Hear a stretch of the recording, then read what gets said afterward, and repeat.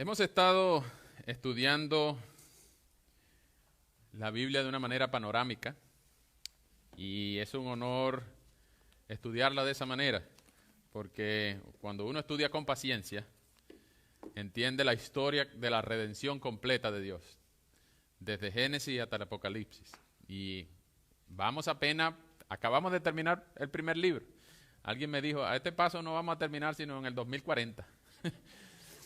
Pero hay que contar la historia desde el principio para poder entender el trasfondo, el porqué y lo importante, sobre todo, de la sucesión de eventos desde el día 1 de la creación hasta el día de la glorificación, el día del retorno de Cristo, el día que empieza toda la eternidad en el cielo. Ya terminamos el primer libro, vimos la historia de Adán, luego a Abel, luego después vimos a Noé, después de Noé pasaron años y vimos a Abraham, después de Abraham a su hijo Isaac, después de Isaac a su hijo Jacob, después de Jacob a su hijo José, y terminamos el libro de Génesis hace 2 semanas viendo que Jacob bendijo a su hijo José, pero el que recibió la bendición de continuar la promesa que Dios le había dado a Abraham en Génesis 12, versículo 1 al 3, de bendecir y darle una nación bien grande. En ti serán benditas todas las familias de la tierra, tendrás una familia muy grande, muy grande. Dios le dio esa promesa a Abraham y por eso hay eruditos bíblicos que dicen que Génesis 12, versículos 1 al 3, la promesa de Dios a Abraham, es el texto que no solamente el resto del Antiguo Testamento, sino toda la Biblia, incluyendo el Nuevo Testamento, también desarrolla por cómo Dios cumple sus promesas. Por eso vimos y cantamos que Dios cumple sus promesas, nos aferramos a sus promesas, porque si hay algo seguro es que Dios va a cumplir sus promesas. Él no falla, Él es fiel. Y si Él le prometió darle un pueblo inmenso, familias enteras, como la arena del mar, como las estrellas de los cielos a Abraham, Él aún está cumpliendo esa promesa. Y no solamente Abraham, que bendijo a su hijo Judá, que fue luego el ascendiente principal de todos los judíos, y se creó el pueblo judío, después el pueblo fue llamado Israel, porque antes eran llamados hebreos. Después que Jacob, Dios le cambió el nombre, ahora era Israel, se creó el pueblo Israel, y como de la descendencia de Israel, la bendición a Judá, entonces se empezaron a llamar los judíos, y hasta hoy en día se llaman los judíos. Ellos se llaman el pueblo de Dios, y la Biblia lo llama el pueblo de Dios de muchas maneras, y con muchas metáforas, pero siempre es el cumplimiento, el pueblo de Dios, el remanente de Dios, es el cumplimiento de la promesa inicial de Dios a Abraham en Génesis 12:1, incluyendo un componente muy importante, que es la venida de un rey que se le prometió allá en Génesis 3:15 a Eva y a Adán, que era un rey, uno, que iba a aplastar la cabeza de la serpiente. Después se le prometió a Abraham que en Génesis 15:13, que el pueblo iba a pasar por muchas dificultades en una tierra extraña, 400 años para ser preciso, ya lo vamos a ver un poco más en el Éxodo, pero que también iba a venir uno que lo iba a liberar. Después a Judá se le dijo que iba a venir Silo en el capítulo 49 hasta que liberaran al pueblo, y ese rey iba a estar en el reino para siempre. Muchos años después también se le fue prometido a David que iba a ser descendiente de su linaje, uno que iba a salvar al pueblo de su pecado. Y ese vemos la historia de la redención completa a lo largo del Antiguo Testamento. Pero ya terminamos, y cuando terminamos Génesis, vimos que José fue el hijo preferido de Jacob, fue enviado a Egipto muchos años antes, para preparar el camino para que cuando hubiera una hambruna, que el Salmo 105 dice que Dios preparó la hambruna para que todo el pueblo todos los hebreos que en ese momento vivían en Canaán, cuando estuvieran pasando hambre, entonces llegaran a Egipto, donde José fue vendido como esclavo a una caravana de ismaelitas. Allá pasó mucho trabajo, ustedes pueden leer la historia en Génesis capítulos 37 al 50. Pero allá José preparó todo, y todos los descendientes de Jacob, toda la familia de Jacob que entraron a Egipto, estaban muy contentos y se asentaron en la tierra de Gosén y allá se desarrollaron y crecieron y hasta que narra al final de Génesis que murió Jacob lleno de años, rodeado de hijos, y también murió José. Y José dijo, cuando ustedes se vayan de aquí, llévense mis huesos de aquí para enterrarlos allá en Canaán, donde está enterrada mi mamá, mi papá y todos mis antepasados, mi abuela y mis abuelos. Llévense mis huesos de aquí, porque ustedes van a salir de aquí algún día. Y eso pasó aproximadamente en el 1900 antes de Cristo. 1900, casi 2000 años antes de Cristo. Y nosotros estamos hoy en el, ¿qué? 2019, después de Cristo. Pero estamos hablando del año 2000 antes de Cristo, estamos hablando de hace aproximadamente 4000 años. No tengan duda de que pasó, porque hay muchas evidencias, no solamente históricas, sino también arqueológicas. Pero llegamos al final de Génesis, se murió José, se murió Jacob, y el pueblo se quedó en Gosén, en Egipto. Y vean lo que dice el principio de de Éxodo. Éxodo empieza en el capítulo 1 narrando todos los nombres de los que entraron en Egipto. Versículo 6, murió José y todos sus hermanos y toda aquella generación. Y los hijos de Israel se reprodujeron y se multiplicaron y aumentaron bastante en número y fuerza, y el país se saturó de ellos. Mientras tanto, en Egipto surgió un nuevo rey que no había conocido a José. Y le dijo a su pueblo, como pueden ver, el pueblo de los hijos de Israel es más numeroso y más fuerte que nosotros. Así que debemos tratarlos con mucha sabiduría para que no sigan multiplicándose. Puede suceder que, en caso de guerra, ellos también se alíen con nuestros enemigos y peleen contra nosotros y se vayan del país. Entonces ya tenemos la escena planteada. Acaban de pasar en 2 versículos 400 años. Cuando llegaron a los cananitas, llegó Jacob con todos sus hijos, llegaron a Egipto, se instalaron, se murió José, se murió Jacob, y en un versículo pasan 400 años y se instaló en Egipto un rey que no conocía a José. Y de repente ahora el pueblo ya no eran 70, como dice en el versículo 5, ya no eran 70 que entraron con Jacob a Egipto, sino que ahora eran millones. Porque se multiplicaron. Él dice que el país se saturó de ellos. Se multiplicaron mucho y Dios los bendijo. Ahora ustedes dirán, ¿por qué se reprodujeron tanto? ¿Será que eran muy fértiles o será que...? No, es que Dios había prometido un pueblo. ¿Te acuerdan en 12:1 al 3 del Génesis que Dios le había prometido un pueblo a Abraham? Pero que en el 15:13 Dios le había prometido, en el 15:13 de Génesis, Dios le había prometido a Abraham, sí, se van a multiplicar, van a crecer mucho, pero es necesario que sufran por 400 años en una tierra extraña. Ahora Dios estaba orquestando y estaba viendo todo este panorama desde principio a fin. Dios no se equivoca. Dios no aprovecha, mira, surgió un rey que no conocía a José, vamos a aprovechar. No, Dios estaba como el Chapulín Colorado, todo fríamente calculado.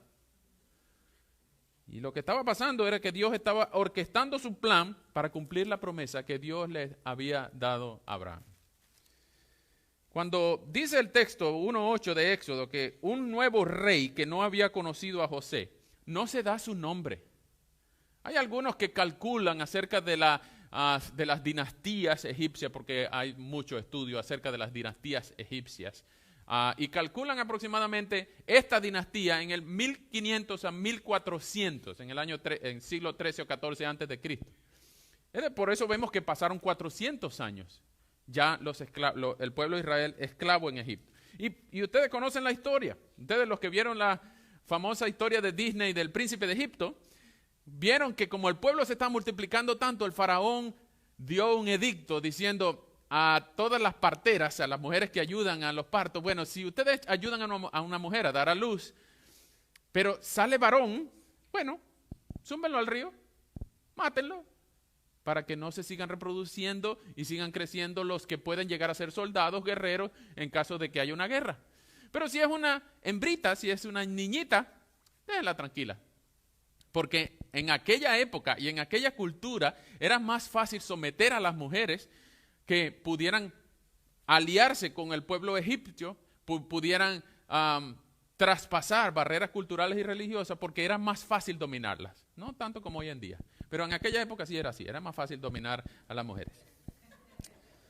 Entonces lo que pasaba era exactamente igual cuando, ¿se acuerdan? Ahora es Faraón en Éxodo 1, pero cuando vemos en Mateo 2 la historia donde Jesús iba a nacer y Herodes mandó a matar a todos los niñitos para que mataran también al Mesías. Porque había llegado uno que los magos llegaron allá donde estaba el palacio de Herodes y le preguntaron, ¿dónde está el rey de los judíos que ha nacido? Rey de los judíos, yo soy el único rey de los judíos, dice Herodes. Entonces Herodes mandó a matar a todos los varoncitos. Y por eso mucha gente celebra el Día de los Inocentes. Porque muchos los mataron pensando que iban a matar al Mesías. A ese que iba a venir a aplastar la cabeza de la serpiente. Cuando nació Jesús, muchos murieron. Pero el faraón mandó a matar a todos los niños. Y le dijo a unas tales parteras llamadas Cifra y Fúa. 1:15 de Éxodo. Están los nombres de Cifra y Fúa. Cifra y Fúa. Ustedes dirán, wow, qué nombre tan raro. Pero eran dos parteras que ayudaban a una población, por supuesto, limitada de los hebreos a ayudar. Y el faraón le dijo, si nace varón lo matan, si nace niña la deja. Pero las parteras no hicieron caso. 1:17, las parteras temieron a Dios y no hicieron lo que el faraón, el rey de Egipto, les mandó. Así que le salvaron la vida a los niños. Esto es un claro indicador de la dignidad humana. No debemos apoyar movimientos abortistas, no debemos matar a nadie, ni siquiera un niño, mucho menos un niño indefenso. ¿Ok? Muy bien, pasando eso, ustedes noten que Cifra y Fúa, sus nombres son dados, sus nombres son importantes. Pero ¿cuál era el nombre del faraón? No sabemos, porque para Dios no era tan importante el poderoso, sino las débiles. Y esa es una enseñanza de que Dios resalta y Dios exalta a los que se humillan, aún desobedeciendo al rey. Nunca se sometan a un rey, a un policía, a un juez, a un fiscal, a una autoridad que les exija desobedecer a Dios. Nunca. Incluso estén dispuestos a morir, a ir a la cárcel, a sufrir, a lo que sea. Cuando alguna autoridad les exija desobedecer un precepto claro en la palabra de Dios, como por ejemplo, no matarás, desobedezcan con todas las consecuencias que haya. Porque Dios los va a proteger. Y es lo que dice. Y es lo que dice el texto. Dios, 1:20, Dios trató bien a las parteras. Y el pueblo llegó a ser cada vez más numeroso y más fuerte. Ahora, lo que viene después, en el capítulo 2, es una mamá que dijo, yo no voy a llamar a las parteras, ni voy a estar pendiente de si vienen los soldados, yo voy a dar a luz. Ella dio a luz solita y tuvo a su bebé y era tan bonito ese nené que ella dijo, no, este no vale la pena que lo maten, este es el bonito. Mucho menos. Entonces, lo que hizo esta mujer, ustedes conocen la historia, lo puso en una cestica y lo abandonó en el río, lo tiró al río. Imagínense esa escena, desgarradora. El Nilo era un río conocido por ser muy caudaloso, estaban en Gosén, estaban en el delta del río, muchos animales, muchos cocodrilos, qué sé yo, muchos hipopótamos o todo lo que hay ahí en el Nilo. Bueno, por lo menos así parece en la película de Disney. Y esa barquita, esa canastilla de juncos que crecían en la orilla del Nilo, hecha calafateada, impermeabilizada, con brea, con petróleo, con cualquier cosa que pudiera evitar que el agua se le metiera, flotó y flotó y flotó hasta que llegó a un lugar donde estaba la hija del faraón. Pero una niñita, la hermana mayor, 7 años, la hermana mayor de Moisés, algunos la conocen como María, algunos como Miriam, es el mismo nombre en hebreo. Y ella siguió a la cestica, mira, allá va, allá va, allá va. Hasta que llegó allá a donde estaba la hija del faraón. Y allá esa niñita dijo, cuando la hija del faraón lo agarró al nené, este es hijo de los hebreos, ella dice. Y la historia avanza rápido. Capítulo 2, versículo 10. La niñita le dijo, ¿quieres que te traiga una nodriza? La nodriza era su propia mamá, la mamá de la niñita y la mamá del bebé. Imagínense la historia, una novela bellísima. La nodriza y por supuesto la hija de faraón, sí, tráigame una nodriza y me lo devuelve cuando sea ingeniero. Y la mamá lo crió, la propia mamá lo crió, muy probablemente en ignorancia, porque Moisés fue educado en las ciencias egipcias, en las artes egipcias y creció como un verdadero príncipe. Por eso es muy importante que entendamos que él fue educado en Egipto y hasta su mismo nombre significa rescatado de las aguas. Moisés o Moshe, rescatado de las aguas.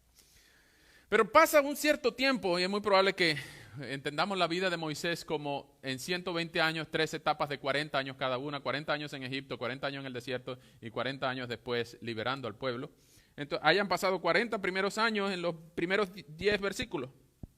En el capítulo 2:11, él vio a uno de los hebreos que estaba siendo castigado por un egipcio. Y viene Moisés y se mete en la pelea y mata al egipcio.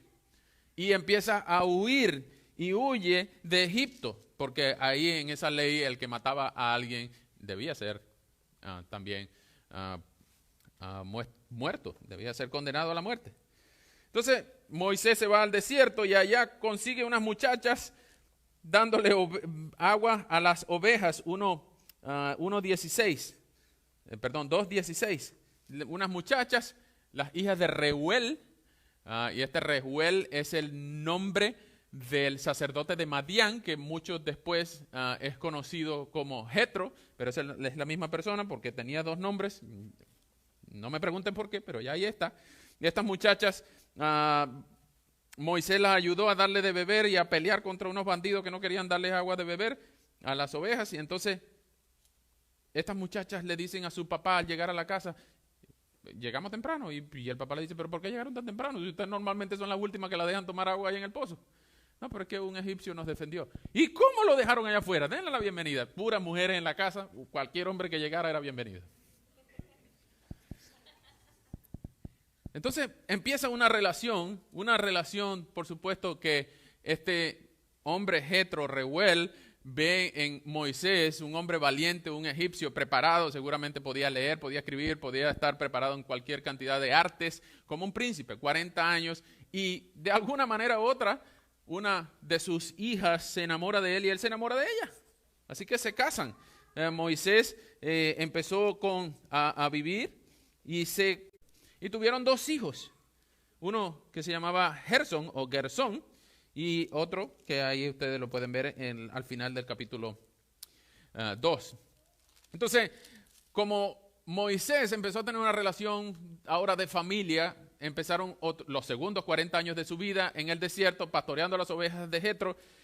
En algún momento, en el capítulo 3, él estaba cerca del monte Horeb, el monte de Dios. Estoy leyendo Éxodo 3:1. En el monte Horeb es muy normal que se incendien espontáneamente los arbustos. Es muy normal. Pero lo más normal, porque el intenso calor del desierto, los arbustos secos y las chispas de donde sea, hacen combustión espontánea y ¡pum!, se prende un arbolito. Pero lo más normal es que eso dure minutos, 5 minutos cuando mucho. Un arbolito se encendió y se consumió. Porque la madera es así.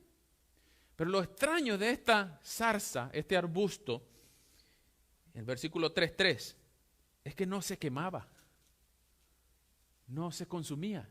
Y Moisés, imagínense ese Moisés pastoreando las ovejas y dándole de comer o de beber, y el arbolito encendido, y vuelve a ver, y 5 minutos después, y 5 minutos más, y todavía el arbolito está encendido. Entonces Moisés piensa y dice, 3:3, voy a ir a ver esta grande visión, y por qué es que la zarza no se quema. Por eso sabemos que las zarzas normalmente se encendían espontáneamente, pero se consumían inmediatamente, pero esta vez no se quema.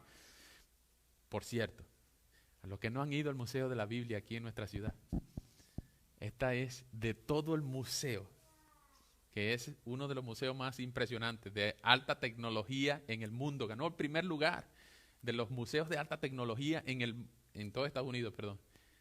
El Museo de la Biblia aquí en Southwest Washington. Mi parte favorita es la zarza ardiente. Si ustedes no han ido, vayan, porque cada vez que esa zarza hace y sale la voz, Moisés, Moisés, yo me espeluco. Yo me peluco porque de verdad es impresionante. No se lo voy a contar para que ustedes vayan y lo vean. Y así dice Moisés, Dios llamó desde la zarza y empieza la historia. Y empieza Dios a hablar con Moisés. Y Moisés a hablar con Dios. Y lo primero que le dice es, Moisés, no te acerques. Estoy leyendo en el 3:5, no te acerques. Quítate el calzado de tus pies porque el lugar donde ahora estás es tierra santa. Ahora ustedes dirán, están en Horeb. Sí, es el monte de Dios, según el versículo 3, es el monte de Dios, el monte Horeb. Algunos lo igualan a Sinaí, pero X. Eso tiene otra historia, de eso lo hablamos en otro momento. No era la tierra que Dios le prometió a que fluye leche y miel, que Dios le prometió a Abraham. Todavía no. Lo que hacía santa esa tierra era la presencia de Dios. Y la voz de Dios. Empezó a hablar y habla con Moisés. Y le dice, mira Moisés, yo quiero que tú vayas a Egipto a liberar a mi pueblo. Yo he oído la aflicción de ellos. Están en mucha esclavitud, están en sufrimiento. Tú no has visto lo que hace Faraón allá. He oído el clamor a causa de sus muchos explotadores. He sabido de sus angustias. He descendido para librarlos de la mano de los egipcios, para sacarlos de esta tierra. Es una tierra buena y amplia. Una tierra que fluye leche y miel, donde habitan los cananeos, los hititas, los amorreos, los fereceos, los hivitas y los jebuseos. Y yo quiero que tú, Moisés, vayas y los liberes. Y Moisés dice, excuse me, ¿yo para Egipto? No, ¿qué va? Y empieza un toma y dame con Dios. Y ustedes ven el resto de la historia. Moisés, el 3:11, ¿quién soy yo para ir ante el faraón y sacar a Egipto a los hijos de Israel? Pero Dios le respondió, yo estaré contigo. Esto te servirá de señal que yo te he enviado. Cuando tú hayas sacado de Egipto al pueblo, ustedes servirán a Dios en este monte, en esta montaña. Tú vas a ir para Egipto y vas a liberar a la gente y me voy a reunir contigo otra vez aquí. ¡Wow! Pero Moisés le dijo, 3:13, pues resulta que si yo voy y le digo a los hijos de Israel, el Dios de sus padres me ha enviado a ustedes y yo les voy a, ¿y qué me van a preguntar ellos? ¿Quién te mandó? Y viene Dios y le dice en el 3:14, y es muy importante que ustedes subrayen ese versículo porque es muy importante cuando Dios le da su nombre propio a Moisés. Le dice, cuando Moisés le pregunta, si me preguntan quién me envió, ¿qué les voy a decir? Y Dios le respondió, yo soy el que soy. Yo soy el que soy. Ese es el nombre propio de Dios. Entre los eruditos teólogos se habla del tetragramatón. ¿Por qué tetragramatón? Porque son 4 letras que Dios le dijo a Moisés. Es para nosotros la latinización de ese nombre que dice ahí yo soy el que soy, que por cierto está siempre en mayúsculas, es YHWH. Son 4 consonantes impronunciables sin vocales. Ahora ustedes dirán, ¿y cómo se pronuncia? Es impronunciable, ese es el punto. YHWH fue después latinizado con 3 vocales E-O-A y de ahí salió el nombre Jehová. O más recientemente en las traducciones más modernas solamente le pusieron la A y la E y lo llevaron a YHWH con la A y la E intercalada y se pronuncia Yahweh. Por eso cantamos la canción de Yahweh. Ustedes dirán, ¿quién es Yahweh? Bueno, ese es Yahweh. Pero es un nombre que es el nombre propio de Dios. Y es el nombre por el cual Dios es conocido. Yo soy el que soy. Por eso ustedes van a ver a Jesús en Juan llamándose yo soy el buen pastor, yo soy el pan de vida, yo soy la puerta angosta, yo soy esto, yo soy, antes de que Abraham fuera, yo soy. Y Jesús usa deliberadamente el nombre de Dios porque Jesús es Dios, yo soy. Este nombre es muy importante que lo sepamos porque en nuestro contexto seguramente ustedes tendrán amigos, vecinos, familiares, quien sea, que son testigos de Jehová. Y ellos tienen mucho celo en llamar a Dios Jehová porque ese es su nombre. Y él dice en Isaías 48, a otro, Jehová es mi nombre, a otro no daré mi gloria. Pero la tradición hebrea, cuando Dios dictó a los hebreos el Antiguo Testamento, lo que para nosotros es el Antiguo Testamento, para ellos es la Biblia hebrea, para ellos es el Talmud, en el caso de los primeros 5 libros, la Torá, era puras consonantes. Y ellos eran los únicos que sabían cómo se iba a leer las puras consonantes. No existían las vocales en el texto masorético, en el texto hebreo. Hasta en 900 años antes de Cristo, que le agregaron puntos a las consonantes hebreas y ahora era pronunciable por todo el mundo. Por los que sabían hebreo, por supuesto. Ahora, este nombre era tan pero tan santo que los escribas judíos hebreos preferían no escribir ese nombre, YHWH, el tetragramatón, preferían no escribirlo, sino que lo cambiaban por la palabra Señor. Y siempre lo escribían en mayúscula. Por eso ustedes van a ver en muchos salmos que aparece la palabra Señor en mayúscula, toda mayúscula. Porque ese es el nombre santo de Dios. Que ellos, los escribas, no se atrevían a escribirlo porque podían cometer un error y después tenían que pasar 7 días purificándose por haber escrito mal el nombre santo de Dios. Por eso le buscaban sinónimos, Señor. O algunos le ponían Dios, el Eterno. Y le buscaban nombre para no escribir el nombre propio de Dios. No sé si me estoy dando a entender.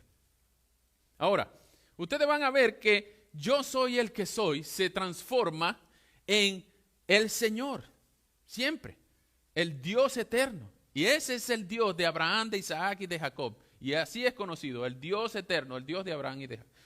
Ustedes ven que hay una conversación, Dios le da una vara a Moisés y le dice, échala ahí, se convirtió en una serpiente, esa es una señal de que yo voy a estar contigo y así voy a hacer mis milagros, mis señales en Egipto para convencer a Faraón de que suelte a mi pueblo. También a Moisés le dijo, mete tu mano en el pecho, estoy leyendo en 4:6, mete tu mano en el pecho, le salió leprosa, vuélvela a meter y le salió bien. Dios empezó a hacer señales y milagros para convencer a Moisés de que el Señor estaba con él. Pero Moisés dice, ¿no puedes mandar a otro? Yo hablo mal, yo ni siquiera me he graduado, yo soy muy joven, yo soy tartamudo, yo no soy nadie. Envía a otro. ¿Quién le dio la boca al hombre? ¿Quién hace al mudo hablar? ¿Quién hace al ciego ver? ¿Quién hace al sordo oír?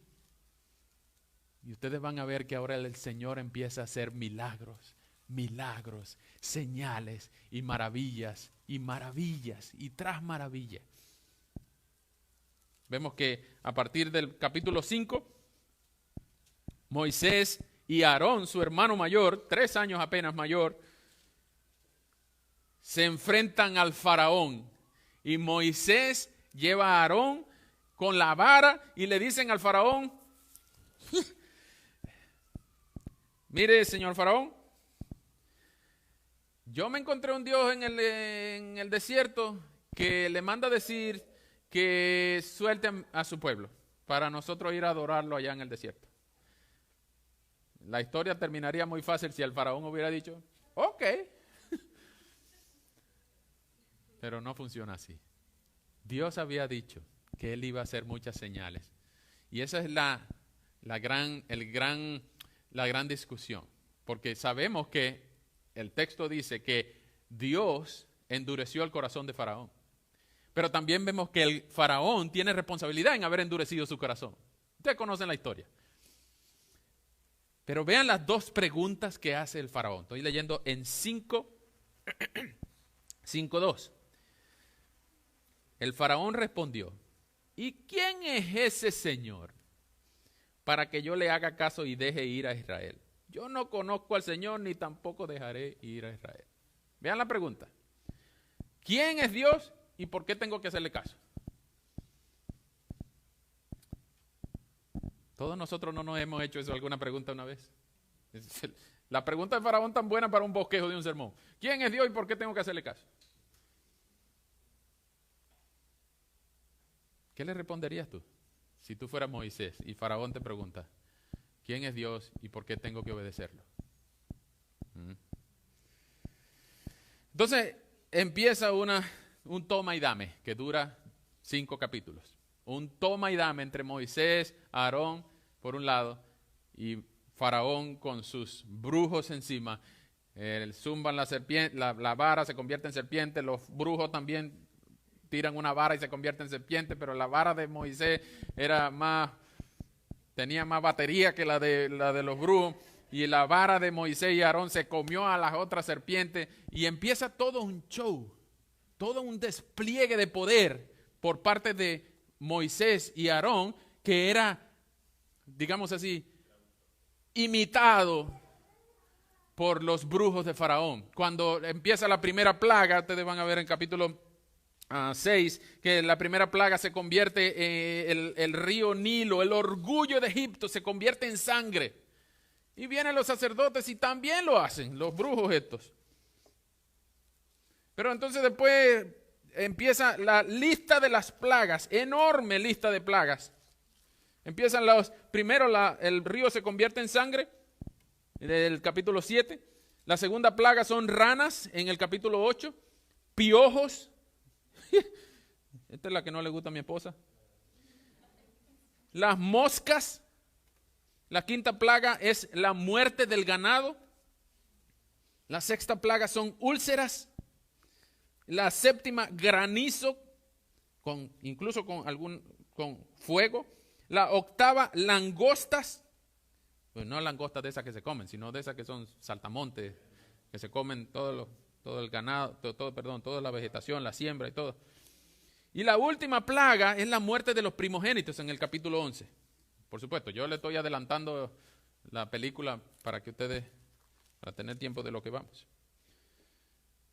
Y en el capítulo 11 se explica la última plaga, la muerte de los primogénitos. El ángel de la muerte iba a visitar Egipto. El destructor, lo llaman en algunos textos. Y antes de que pasara, Moisés le dijo solamente a los hebreos, maten un cordero.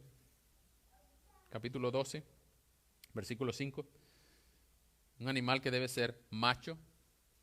Debe ser macho, no puede ser hembrita. Tiene que ser macho, de 1 año, que no tenga defecto, y lo tomarán de las cabras de las ovejas. 12, 5. Y cuando lo maten, recojan la sangre y pinten los dinteles de las puertas, los marcos, para que cuando el ángel de la muerte vea la sangre, pase por encima de esa casa y el primogénito de esa casa no muera.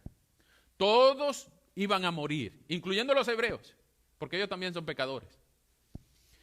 Pero la sangre del cordero iba a evitar la muerte del primogénito, porque también era pecador, pero la sangre iba a hacer que el ángel pasara por encima esa casa, no matar al primogénito de ese lugar.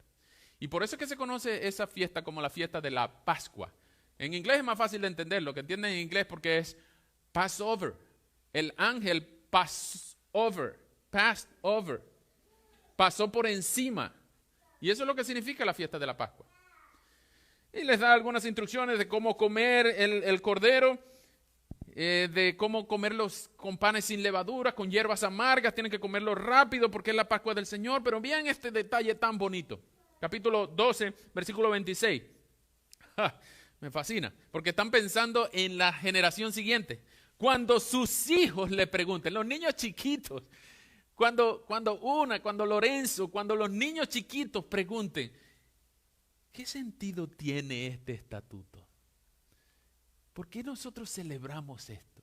¿Qué es esto que estamos haciendo, papá?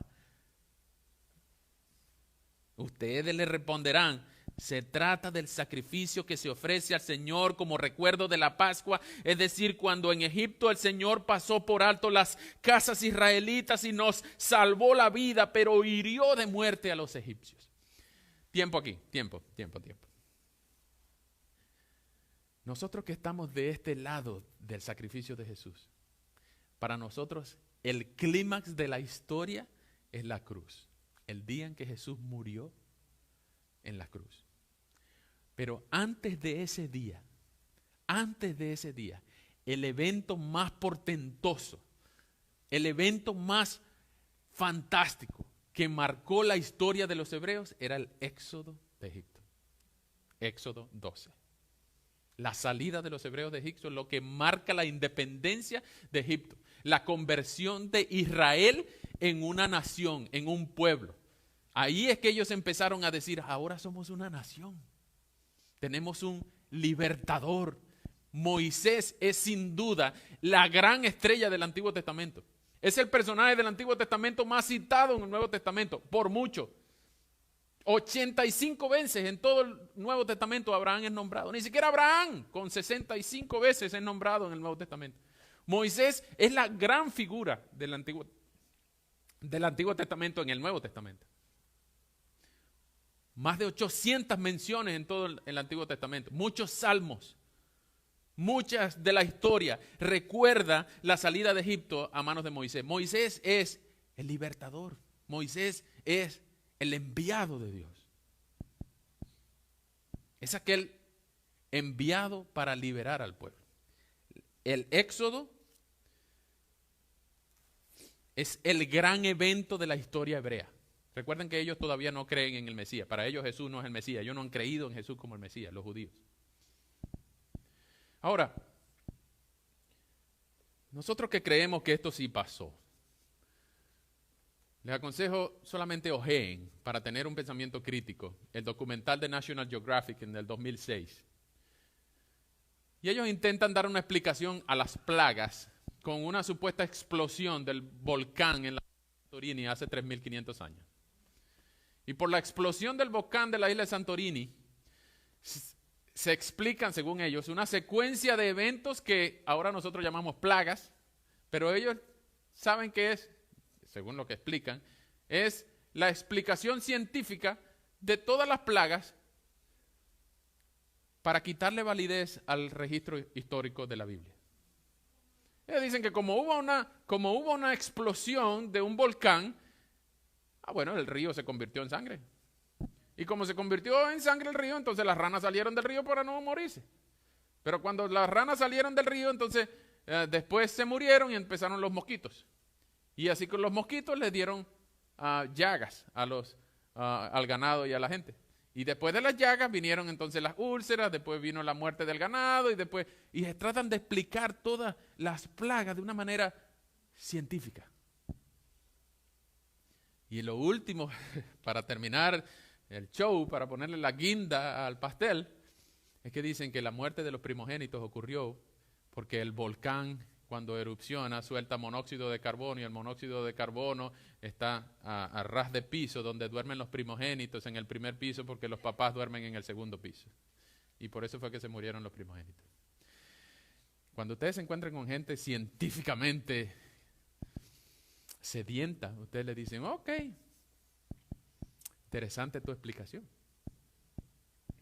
Pero ¿por qué se murieron solamente los del ganado egipcios y no se murieron los de los hebreos? ¿Acaso el CO2 vio la sangre en las dinteles? ¿Por qué los ganados ni las familias hebreas sufrieron en Gosén? ¿Por qué el granizo no cayó donde estaban los asentamientos hebreos? ¿Por qué las ranas no invadieron las casas hebreas? Y así la historia. No voy a entrar en el detalle de Éxodo 12, porque eso lo vamos a hablar la semana que viene, la Pascua. Dios les estaba explicando, y solamente les voy a dar un detalle para que estén con ansias de venir la semana que viene. Dios estaba explicándoles con la Pascua, la sangre en los dinteles, estaba dictándoles un principio que a lo largo de la historia de la redención, de la historia cronológica bíblica, iba a ser un principio vital para la salvación. Vital. No se puede hablar de salvación sin entender lo que pasó en la Pascua. Y ese principio era salvación vía sustitución.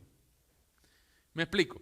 Salvación vía sustitución explica, es un principio que Dios le enseñó a los hebreos de que para poder salvar a una persona pecadora, un inocente tenía que morir y derramar su sangre por esa persona. Tal y como Adán, cuando pecó con Eva allá en el Edén, en Génesis 3, hubo que matar un animal para cubrir su vergüenza. Tal y como en Noé hubo que hacer unos sacrificios para poder ser Noé y sus hijos y nueras y su esposa ser purificados después del diluvio. Tal como Abraham iba a sacrificar a Isaac, pero un ángel le detuvo la mano diciendo, no, ahí hay un cordero, no mates el tuyo que yo voy a matar el mío. Y tal y como todos los sacrificios levíticos, que vamos a empezar a ver cuando empecemos a leer Levítico, la sangre de una víctima inocente tenía que ser derramada para que una otra persona pudiera ser liberada. Ustedes están entendiendo para dónde vamos. En el Nuevo Testamento se establece en Hebreos 9:22 que sin derramamiento de sangre no se puede hacer remisión de pecados. Salvación vía sustitución es la explicación de que Dios exige justicia perfecta. No 99.9%, Dios exige 100% de justicia. Pero eso lo vamos a hablar la semana que viene. Y dentro de 2 semanas vamos a hablar el capítulo 13, que es el cruce del Mar Rojo. El cruce del Mar Rojo es otra demostración de otro principio que Dios quería enseñarle al pueblo. Dentro de 2 semanas vamos a hablar de la no salvación vía sustitución, sino salvación vía conquista. Cuando el pueblo de Israel está escapando de Faraón, porque Faraón, tú sabes, que cambió de parecer. Faraón era un hombre de doble ánimo. Lo dejó salir, pero dijo, no, me humillaron, me saquearon, me quitaron el oro, me humillaron, me mataron el hijo. Ahora yo lo voy a encontrar ya en el desierto y los voy a matar. Pero el ángel de Dios los protegió con una columna de fuego. Y venía el Faraón y el pueblo corrió, pero tenían enfrente el mar, un mar hondo, el Mar Rojo, un mar peligroso. ¿Y ahora qué hacemos? Salvación vía conquista es que hubo que hacer lo imposible. Eso lo vamos a ver dentro de 2 semanas. Para que Dios salve a su pueblo, hay que hacer lo imposible. Y solo Dios pudo hacerlo. No le adelanto más. Pero pasamos al capítulo 14 y vemos que los israelitas cruzan el desierto y vemos allí 2 capítulos muy importantes, el 15 y el 16. El 15 es la celebración de María, la hermanita aquella que salvó a Moisés. Ella canta una canción que ahora nosotros la cantamos muy con aplausos incluso y decimos, cantaré a Jehová por siempre, su diestra es todo poder. Y empieza, echó a la mar quien lo perseguía, jinete y caballo, echó a la mar. Y cantamos esa canción y nosotros decimos, oye, ¿verdad que sí? Y ese es el canto de María, el canto de Moisés y muchos pasajes de la historia, incluso Esteban allá en el Nuevo Testamento en Hechos 6:7 nombra el portento de la liberación del pueblo de Israel de Egipto. Pero entonces cuando se liberan, salen del Mar Rojo, el mar se cierra y ahoga a todos esos egipcios, el faraón es humillado y se acaba la esclavitud en Egipto y el día que Israel salió de Egipto, ese día se estaban cumpliendo 430 años de la esclavitud de Egipto. La profecía que Dios le dio a Abraham en Génesis 15:13 se cumplió ahora con la gran liberación, con el gran éxodo, con la gran liberación, con el libertador a la cabeza. La profecía se cumplió exactamente como Dios lo había dicho, 400 años. Dios no se equivoca, Dios no malgasta lágrimas, Dios no desaprovecha oportunidades. Dios, decía Einstein, Dios no juega los dados. Cuando son liberados y se van al desierto para ir a encontrar a Dios en aquella montaña donde se había encontrado Moisés con Dios y la zarza ardiente, pasan por 2 eventos en el capítulo 17, donde habla de un agua que sale de la roca Y en el capítulo 16, Dios les da una cosa increíblemente sabrosa que se llamaba el maná. Era pan que descendía del cielo. Eran unas peloticas, ahí mismo el texto lo dice, unas peloticas que todos los días ellos iban a recoger y cocinaban. Pero no podían agarrar de más porque se les dañaba. Tenían que confiar que Dios lo iba a traer el otro día. El pan diario. Danos hoy el pan de cada día. Ahora ustedes dirán, esto de la peña de Horeb, del agua de la roca y el pan del cielo, ¿qué tiene que ver eso? Bien, vengan conmigo por favor a Juan, el Evangelio según San Juan, capítulo 6, versículos 31 y 32.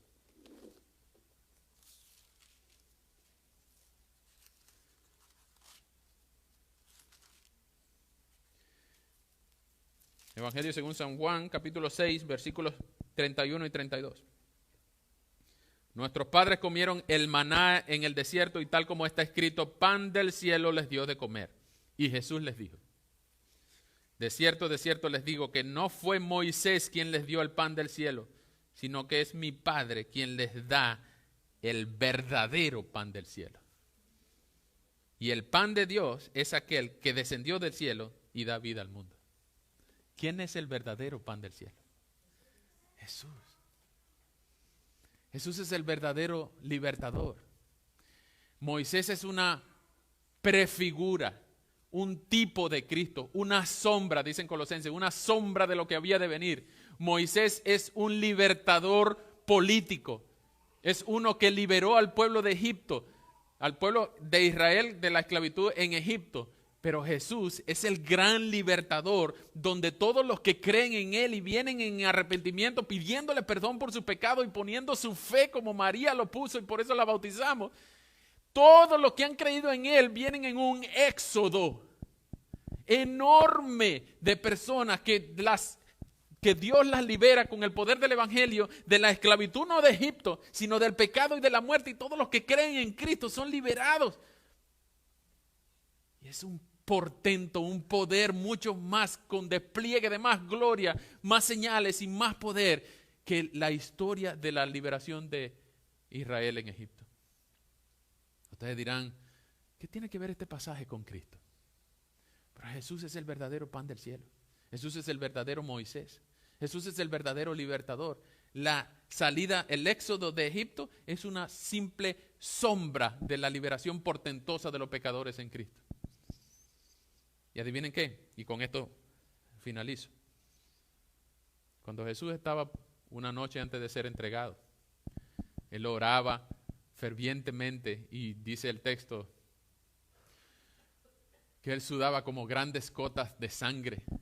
Imagínense el estrés al que estaba sometido. Y el Padre envía a dos mensajeros. Uno era Elías y el otro era Moisés. Y hablaban con Jesús acerca de su partida. Y esa palabra partida, de la partida de Jesús, en griego es la palabra éxodo. Porque justamente es lo que Jesús vino a hacer. Jesús vino a hacer con nosotros lo mismo que Moisés fue a hacer allá con los israelitas a liberarlos. Y si nosotros creemos que Jesús es el Señor, si nosotros creemos que viniendo a Él podemos ser liberados de la esclavitud, que ya el pecado ni la muerte se enseñorea de nosotros, nosotros podemos también ser liberados de la esclavitud vía sustitución en Cristo, vía conquista con el poder de salvación en Cristo. Jesús puede ser tu Moisés hoy en día. No en vano hay tantas comparaciones entre Moisés y Jesús. Si Moisés era la superestrella del Antiguo Testamento, pues Jesús es la superestrella no solo del Nuevo, sino de toda la historia. El Éxodo, el Génesis y toda la Biblia es la revelación del carácter amoroso de Dios en Cristo. Y nosotros podemos ver que esta historia no se trata de mí. Yo no andaba en Egipto, tú no andabas en Egipto. Pero tú también puedes ser uno de los granitos de la arena que Dios le prometió a Abraham. Porque dice Gálatas 4:8 que nosotros también somos hijos de la promesa. Nosotros los que hemos creído en Cristo también formamos parte de las estrellas que Dios le mostró a Abraham, de la arena que le prometió, de la familia que Dios le prometió a Abraham. En ti serán benditas todas las familias de la tierra. Si tú crees en Cristo, si vienes a Él, si abrazas la cruz, Dios también tiene poder para salvarte y contarte como uno de los hijos de Abraham. ¿Abrazarás la cruz? ¿Vendrás a Cristo en arrepentimiento y fe? ¿Entregarás tu vida a Él por todo lo que te resta de la eternidad? El Señor sabe dar cosas buenas a sus hijos. Nunca, nunca se ha visto un hijo de Dios verdaderamente convertido que se haya arrepentido de haberse arrepentido. Porque estar en las manos de Dios es lo mejor que le puede pasar a cualquiera. Puedes hablar con quien sea, con el que te invitó. Puedes hablar con cualquiera que tenga el gozo de la salvación. Dice, ¿qué tal ha sido para ti ser creyente? ¡Oh! Es lo mejor que me ha pasado. Tengo perdón de Dios. Tengo un propósito, tengo significado, tengo motivo para vivir. El mundo se está cayendo, pero mi vida está en las manos de Dios. Puedo hablar con Dios cara a cara. No cara a cara, pero puedo hablar todos los días. Puedo acceder al trono de la gracia, puedo hablar con Dios. Mis cuentas han sido ajustadas con Dios. Mi pecado ya no se me cuenta contra mí, porque dice el texto de la Biblia que fue borrado el acta de decreto porque Dios la expuso en la cruz blanqueada. Todas mis cuentas fueron hechas anuladas en frente de Dios. ¿Saben por qué? Porque Cristo pagó por mí. ¿No es grandioso tener las cuentas ajustadas con Dios? ¿No es buenísimo tener las cuentas claras con Dios? Ese es el gozo de la salvación. Si tú no estás en Cristo, yo te invito a que tú vengas a Él. Ven a Él. Ven a Él. No tardes más. No pongas excusas. No hay excusa que valga ante el portento, el poder que hay en el Evangelio. No hay pecado que sea mayor que la gracia del Señor. Si Él te está llamando, no endurezcas tu corazón como Faraón. Ven a Él y dile, Señor, sálvame, sálvame. Pero si tú estás en Cristo, tú eres uno de los hijos de Dios. Y la Biblia enseña que no existe poder superior al de Dios que te pueda arrebatar de las manos del Todopoderoso. Ni la vida, ni la muerte, ni ángeles, ni principados, ni potestades, ni peligro de hambre, ni de desnudez, ni el futuro, ni el porvenir, ni lo pasado, ni ninguna otra cosa creada nos podrá separar del amor de Dios que es en Cristo Jesús. Ama a Cristo. Él es nuestro libertador. Oremos.